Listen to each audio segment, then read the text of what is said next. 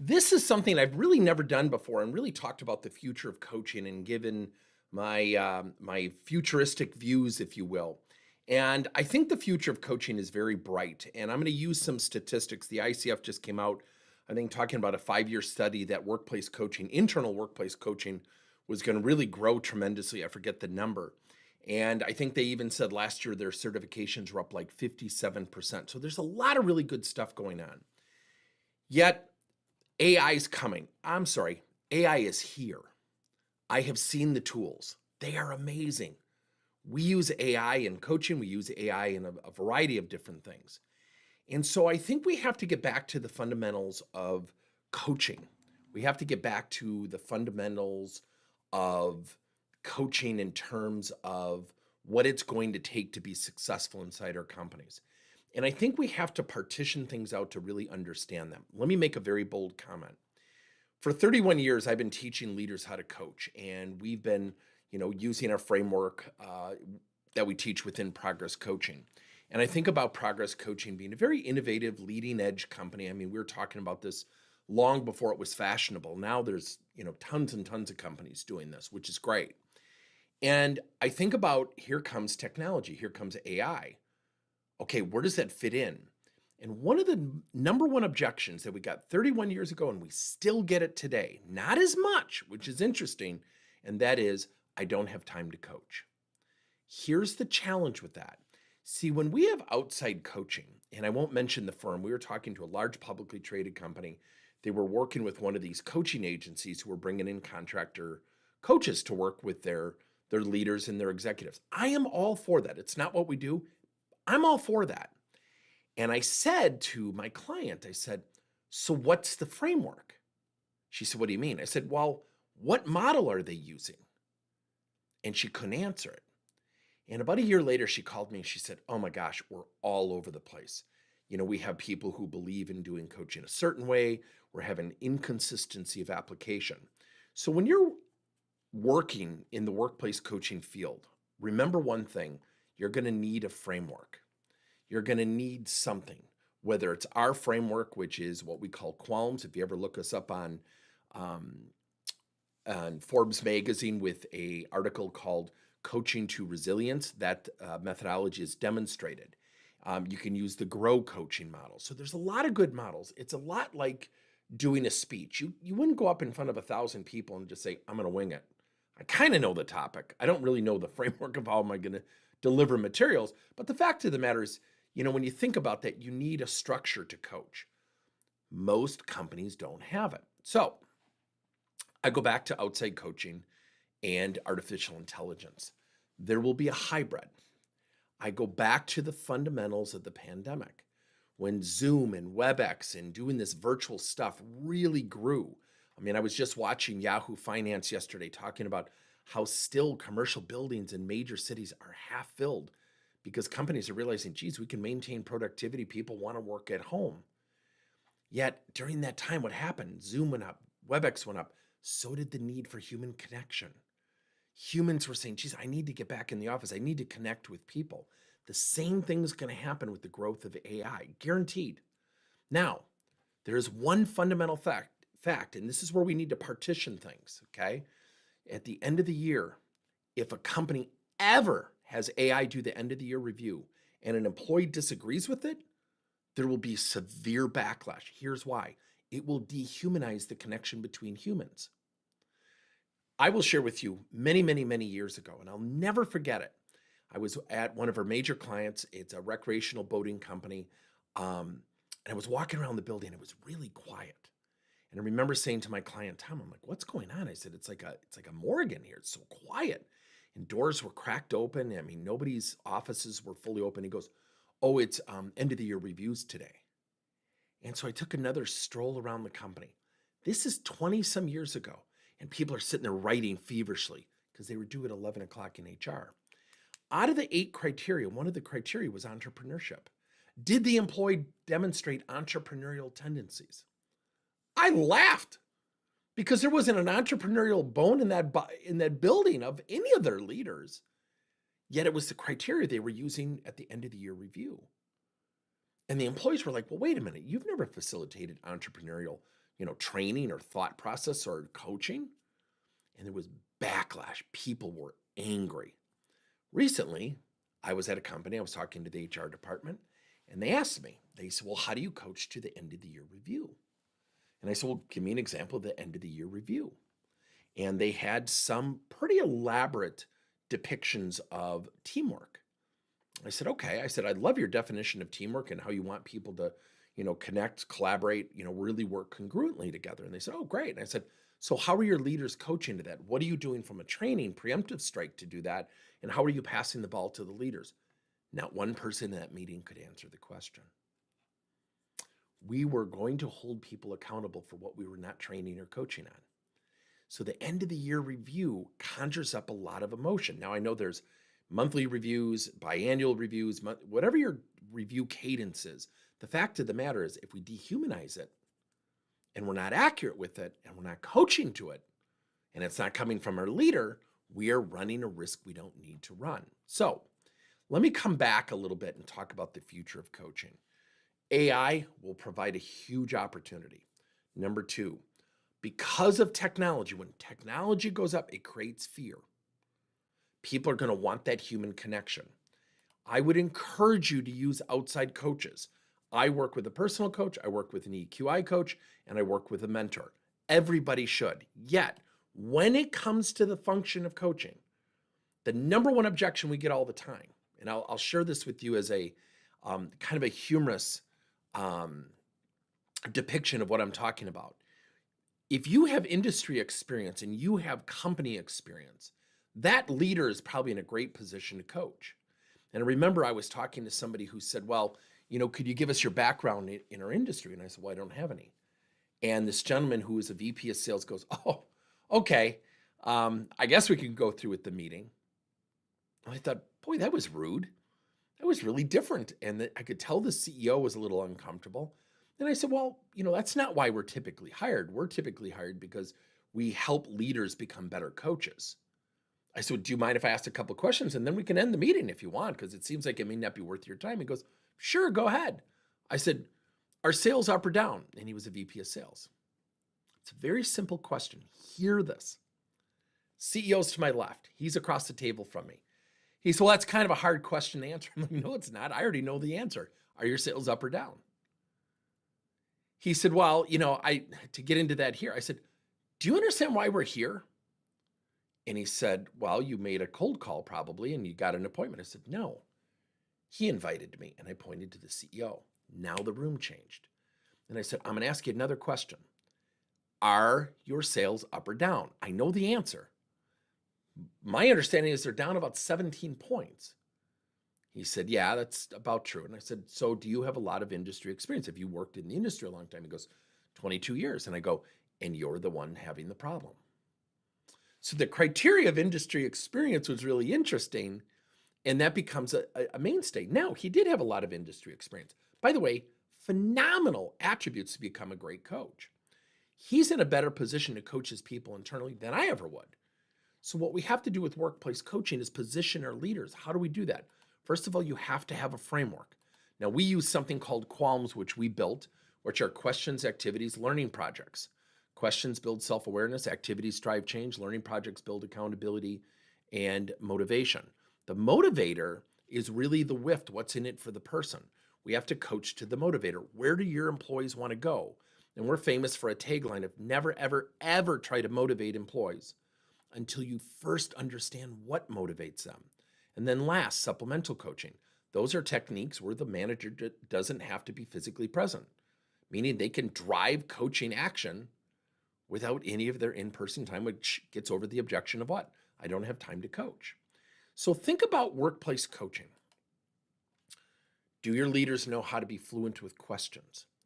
Are they facilitating activities like practice sessions or critical thinking sessions with his or her employees?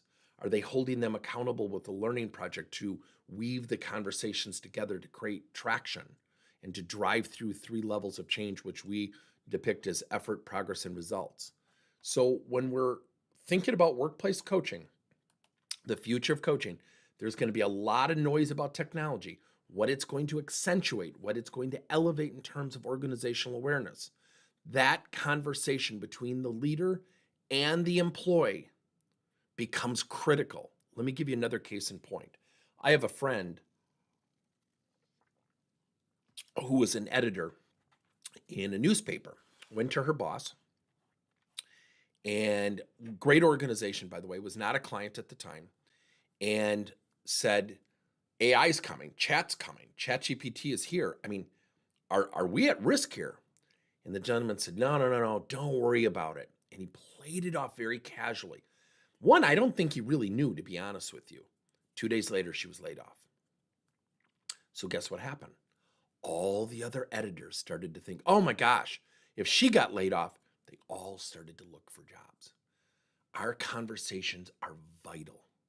They are important. What we say matters. How our leaders talk to his or her employees matters. The more they learn, the better. So let me give you another example.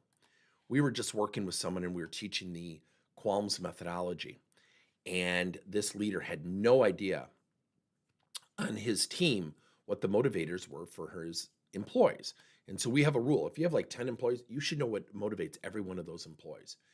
And I often get the question, well, what if I find out something that has nothing to do with our company or nothing to do with the next step inside our company? I go, well, great. At least you now know it and you can plan for it, but their mindset's not going to change. They're not going to sit there and have different motivators to serve your needs because you want to hire from within and just, grow upward. And one of my favorite books is Promotions Are So Yesterday by Julie Winkle Giulioni. And she talks about this. People are not just motivated by the promotion. So if we lead with the promotion and say, geez, John or Lisa, you can become the next supervisor or manager and earn more money. And if they don't want to manage people, the intentions are great, yet it creates an unnecessary disconnect. So I was talking to someone using this framework, and he went and sat down with every one of his people. He said, out of the 10 people, 5 shocked him. 1 wanted to do something outside of the company. He said, what do I do with that? And I said, well, you can coach to the present and help for the future. So he sat down with this employee and he said, look, I appreciate your candor and transparency. I'm not going to push you out of the company. Yet between now and the time that you leave us, I really want, your authentic commitment. Yet I've got some ideas of how I can help you reach your goal of, and it was actually a job or a company venture, a entrepreneurial venture this person wanted to do that was outside of what the company did. And he said it was amazing. The relationship is improved, our communication is improved, our connection is improved, yet more importantly, her performance has improved. Yet she has this aspiration outside the company. I'm helping her pursue it. And so I said, get her a book on that topic. And he did. And he goes, it's unbelievable. So reality is leaders are faced with a lot of things today. So the other thing I would also encourage you to think about with workplace coaching is we have leaders and then we have subordinates underneath those leaders, right? I would have a middle area there called coaching champions. And we've talked about this in past broadcasts. Have influential coaching. I love the Gallup organization study. 71% of people are actively disengaged or neutral. Only 29% are positively engaged. That means the odds are already stacked against a leader. And we put so much on leaders today. So 2 things with workplace coaching. Have a middle area called coaching champions. Train and coach and mentor people to influence the team positively, to look for the positive stuff, yet also train, coach, and mentor them to challenge people who are struggling with their positivity. Now, last, we need to also train and coach employees on their approachability and coachability. We're actually doing something for a company right now where we do these, what we call webinar shops. Every month we do a webinar and it's a combination of a workshop. Everybody fills out a form afterwards. And we ask them in this form coaching questions. And we're talking to about 600-700 people at a time. And the whole goal is to say, look, if you want to differentiate yourself, show up early. Stay late in between those 2 times. Be really helpful. Leave your crappy attitude at home. You want to differentiate yourself, and we call it the employee difference. And we talk about this concept of ducks versus eagles. Ducks flock together and quack. Eagles choose to soar above the rest. It's tough being an eagle because you leave people behind because only 29% are positively engaged. So what we have to do in the workplace in the future of coaching is that when we think about the indoctrination of coaching inside the company, one of the things that we have to do is have internal facilitation. Your company has to have people skilled, not only in facilitating the learning and the application of coaching, but also to provide the support in application. So your sales leaders have very unique needs. Your customer service leaders have very unique needs. Your operations leaders have very unique needs. You're inside. So what we do is we provide a certified coaching practitioner program, and that is our certified trainer program. Take a snapshot of this if you want some information. Become a certified trainer that allows you to indoctrinate, to internalize workplace coaching. Because one of the things that we need to do more than anything is position our leaders to coach during these times. It's tough. We know one fundamental thing. AI is here. There are tons of firms that are knocking on your door saying, I can coach you, or I can coach your executives, or I can coach your employees. I'm not against that. Yet nothing should replace that leader-subordinate relationship or that peer-to-peer relationship. Workplace coaching is going to dramatically and has been dramatically changing. I'll share with you in 31 years, the first 25, we tried to get traction with people. We tried to convince people the value of coaching. That's behind us. The value understanding is now there, which is a little bit shocking to us. Sadly, the pandemic drew attention to it.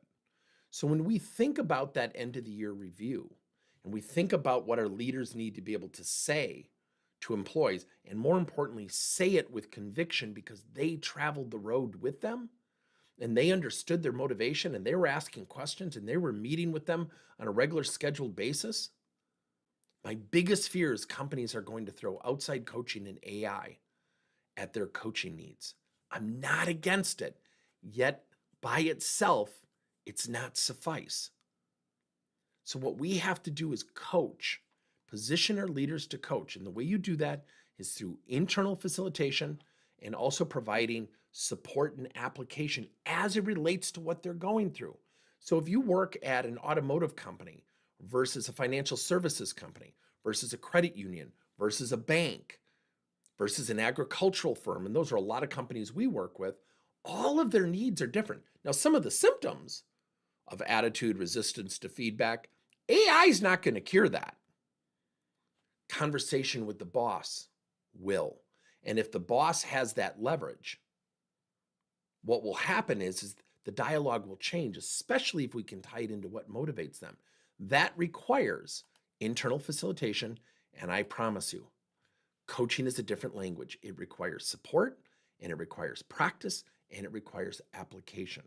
So again, if you're interested, a little bit of a sales pitch, take this, and we have an internal coaching certification program. This allows you to not only train on progress coaching, which is, this framework, and this allows you to provide training from our platform, but more importantly, facilitate your own coaching and group coaching cohorts that will allow you to create that internal facilitation as well as the support in application. So again, the future of coaching is changing. I mean, there's no doubt. AI is here. Leaders need to coach their employees. It's going to feel very muddled. It's going to feel very mixed up for a while. Yet I cannot tell you that end of the year review is going to be vital. And here's why. The end of the year review is going to be accentuated even more. I'll give you an example. For the sales industry, I'll use this as a parallel or a byproduct. For decades, we have all these companies who entered the CRM space. I'm not against CRMs, by the way. And what happens is a lot of studies, independent studies, not ours, will say that CRMs have a high degree of rate of failure.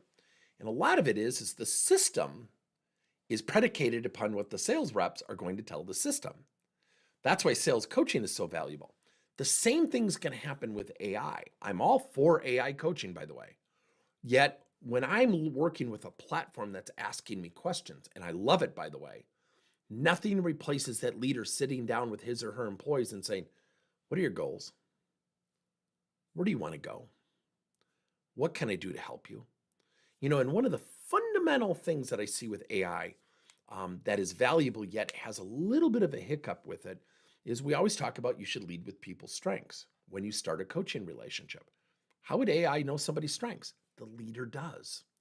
That leader to subordinate, that peer to peer relationship should be sacred. So, again, if you're intrigued, fill this out. Take a snapshot or take a picture of this using your phone. Get some information on our certification program for becoming a coaching practitioner that allows you to deliver your own internal workplace facilitation and support an application of coaching. If you have any questions for me, you can leave them into the chat. We'd be happy to get back to you. Thanks, everybody. I hope this helped. The future of coaching is very, very, very bright, but I think internally inside workplace cultures, it's going to conjure up some very serious decision making.